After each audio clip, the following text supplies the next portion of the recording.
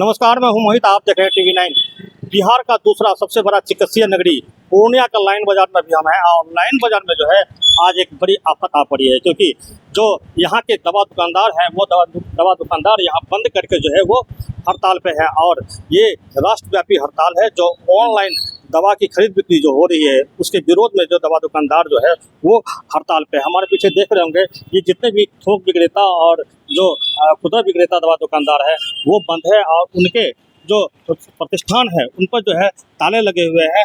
ये जो लाइन बाजार का जो एरिया है जहां पर कि रोजाना अगर बात करें मरीजों की तो लगभग पर डे यहाँ पर लगभग 50,000 के आसपास जो है मरीज वो आते हैं। यहाँ पूर्णिया, कटिहार, अररिया, किशनगंज के अलावा नेपाल और पश्चिम बंगाल से भी मरीज यहाँ आते हैं और यहाँ पर अपना इलाज कराते हैं। मगर इलाज कराने के बाद जो डॉक्टर के द्वारा जो दवा लिखी जाती है वो दवा जो है अब आज जो है वो मरीजों को नहीं मिलेगी। इसके लिए कल का इंतजार करना पड़ेगा, क्योंकि जो यहाँ पर दुकान है वो दुकान जो है यहाँ पर बंद है। हमारे पीछे देख रहे हैं दूर दूर तक जो जितनी भी दवा दुकान है वो दवा दुकान जो है अभी बंद है और बंद करके सभी दुकानदार जो हैं लाइन बाजार चौक पर जो है वो धरना पर बैठे हुए हैं और उनकी मांग जो है कि जो ऑनलाइन जो दवा की जो बिक्री होती है उस पर सरकार जो है रोक लगाए। राष्ट्रव्यापी हड़ताल के तहत जो पूर्णिया के लाइन बाजार में जो है केमिस्ट एंड ड्रगिस्ट एसोसिएशन जो है यहाँ पर हड़ताल पे है। हमारे साथ जो जिलाध्यक्ष है वो है। जी बताएं कि ये जो हड़ताल जो है ये किस मुद्दे को लेकर है और आप लोगों को किस प्रकार से हानि हो रही है? जैसे क्या है ना, जो ऑनलाइन बिक्री के खिलाफ हम लोग आंदोलन पे हैं और ऑनलाइन बिक्री के चलते जो है नकली दवाइयाँ भी बाजार में आ रही है। बाजार में जीएसटी अब AI जनरेट प्रिस्क्रिप्शन से लोग नशीली दवाएं, कोडीन वगैरह भी मंगा रहे हैं और कॉर्पोरेट कंपनियां जो है ये ऑनलाइन प्लेटफॉर्म को भारी डिस्काउंट दे रही है, जिसके चलते जो है हमारे छोटे दुकानदारों को परेशानी हो रही है। आज हम लोग का बंदी है। आज लगभग समझ जाइए जो लाइन बाजार का ट्रांजेक्शन मेडिसिन का लगभग 10 करोड़ के लगभग एक दिन का ट्रांजेक्शन होता है। जिले में कितने दुकानदार होंगे और कहाँ जिले में लगभग 4,000 दुकान है। अच्छा, अब पूरे भारत में 40 लाख से ऊपर दुकान है। तो नुकसान कैसे हो रहा है आप लोगों को? जितने दुकानदार हैं उनको नुकसान कैसे हो रहा है, किस प्रकार समझाइए लोगों को? जैसे क्या है, जो ऑनलाइन जो दवाएं आ रही है उसको भारी डिस्काउंट दे जा रहा है। अब हमारे क्या छोटे दुकानदार कंपनी आपको डिस्काउंट फिक्स करके बेचती है, उसी के अधीन हम लोग को माल बेचना होता है। रिटेल मार्जिन है 20% और स्टॉक मार्जिन है 10%। कॉर्पोरेट कंपनियां 30%, 40, 50% का डिस्काउंट दे रही है। उसको कहाँ से मिल रहा है? वो क्या बीच का मार्जिन खा के उसको दे रही है। और ये अवैध रूप से ये फार्मेसी अवैध रूप से चल रहा है। इसका कोई सही तरीके से इसका गठन नहीं हुआ, क्योंकि जब 218 आया वो एक मसौदा ड्राफ्ट बन के रह गया, क्योंकि वो हमारे जो संगठन है उसका विरोध थी, तो उसको सरकारी तंत्र जो है उसको अमली जमा नहीं पाना पाई। उसके बाद फिर कोरोना काल में जो है 220 लागू हुआ, 220 ही लागू हुआ। तो 220 इसमें था जो आप ऑनलाइन के माध्यम से नहीं, आप ईमेल या व्हाट्सएप के माध्यम से प्रिस्क्रिप्शन भेज के दवा दुकानों से दवा मंगाई, क्योंकि लोग क्वारंटीन थे। लेकिन क्या है, इसी का फायदा आज के डेट में ऑनलाइन कंपनियां मंगा रही है। चलिए, तो देखिए ऑनलाइन कंपनियां जो है वो ऑनलाइन दवा बेचकर जो है जो दुकानदार हैं जो उनको तो नुकसान पहुंचाया जा रहा है, मगर जो जिले में दुकान खोलने की जो प्रक्रिया है हम जानना चाहेंगे सचिव महोदय से। जो जिले में दवा दुकान खोलने की जो प्रक्रिया है वो क्या प्रक्रिया है? आप लोगों को फार्मासिस्ट का लाइसेंस वगैरह लेना पड़ता होगा, मगर ऑनलाइन में ये सब मामला है क्या? नहीं, ऑनलाइन में भी है। ये ड्रग एंड कॉस्मेटिक एक्ट के तहत जो भी दवाई टू द पब्लिक की दवाई बेची जा रही है उसमें बगैर फार्मासिस्ट का आप बेच ही नहीं सकते।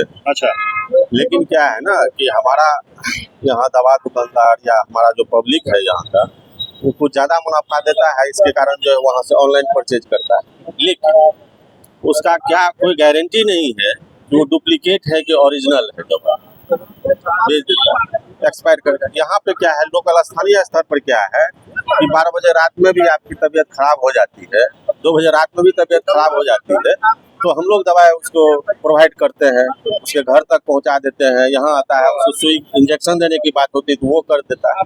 तो इतना सुविधा देने के बाद भी थोड़ा सा मुनाफा के लिए ऑनलाइन व्यवसाय कर रहा है। इससे क्या है, जो छोटा छोटा जो दवा दुकानदार है या किसी भी ट्रेड का जो छोटा छोटा ये है, जो अभी जो कारपोरेट सेक्टर में जो सब एक पूंजीपति लोगों का जो एक समूह बना है, तो वो हम लोगों के पेट पे लात मार रहा है, रोड पे ला रहा है। बिहार जैसे गरीब राज्य में जैसे कोई बहुत आदमी साक्षर नहीं है, हाँ। डॉक्टर के प्रिस्क्रिप्शन को पढ़ नहीं पाता है कि आखिर ये दवा कब खाना है, मगर दवा दुकान आप लोग तो बता भी देते हैं कि इस तरह ये दवा इतना बार खाना है। ऑनलाइन में तो ऐसा नहीं है, कुछ नहीं। गड़बड़ भी हो सकता है उन लोगों को। गड़बड़ ही है। आज जो डुप्लीकेसी की बात हो रही है मेडिसिन में, वो ड्यूटी ऑनलाइन, तो ऑनलाइन परचेजिंग ही उसका मतलब मुख्य जड़ है, स्रोत। तो आज जो बंद है ये, यहाँ मरीज कहाँ से आते हैं पूर्णिया में? देखिए, पूरे कोसी कमिश्नरी से यहाँ पे पेशेंट आता है, और आज के समय में, आज के दिन हमको लग रहा है, मेरा अपना जो ये लग रहा है कि 50 से 75 हजार पेशेंट का जो है, हाँ, वो परेशानी में। ये कहाँ दुकान बंद है आपके जिले में? मेरे जब मतलब पूरे पूर्णिया जिला, टीकापट्टी से लेकर रौटा, बरहरा कोठी से लेकर जानकी नगर, इधर नगरवा, सारे नुकसान की बात करें तो आप लोगों को भी नुकसान उठाना पड़ा, कितना का नुकसान हुआ होगा पूरे पूर्णिया? पर डे का कम से कम मिनिमम मतलब 5 करोड़ का टर्नओवर ये नुकसान हुआ। तो आपके साथ साथ ये सरकार को भी नुकसान हुआ, उनका भी बिल्कुल, उसका राजस्व का ये है, तो सरकार को इस पे पहल करना चाहिए। ये सेंट्रल गवर्नमेंट पॉलिसी है, तो ड्रग एंड कॉस्मेटिक एक्ट 1945 का ये एक्ट है, और इसमें किसी भी प्रकार का संशोधन नहीं किया गया। कोई भी नियम पारित करने के लिए, संविधान में संशोधन करने के लिए 2/3 बहुमत तो चाहिए, लेकिन ऐसा कहीं कुछ नहीं किया गया। एक कोरोना पीरियड में हो क्या गया था कि ऑनलाइन के लिए टेम्पोररी कहा गया था कि आप लोग दे सकते हैं, जैसे कि इससे पब्लिक को परेशानी ना हो, इसलिए कि जाना आना सब बंद था। उस चीज को वो हथियार बना के जो है वो कंटिन्यू कर रहा है। ऐसी स्थिति में आज जो पेशेंट जो वापस जा रहे हैं बहुत सारे घूम के, उस इमरजेंसी के लिए कुछ दुकानें 3 दुकानें खोले उसको। हम लोग तो कोरोना काल में भी आप लोग देखे होंगे, और सारे लोगों, पूरे देश के लोगों को पता है कि हम लोग हमेशा मानवता का मिसाल पेश करते हैं। मानवता के नाते, हाँ, जो हमारा चूंकि अनिवार्य ये है, ये ड्रग है, तो 3 दुकानें खोल के रखे हैं कि पेशेंट यदि दिखाता है और उसको दवाई के कारण उसकी मौत ना हो जाए, 3 दुकानें खोल के रखे हैं। एक बिहार टॉकीज रोड, एक कनिष्क ज्वेलरी के बगल में, एक यहाँ चौक पे।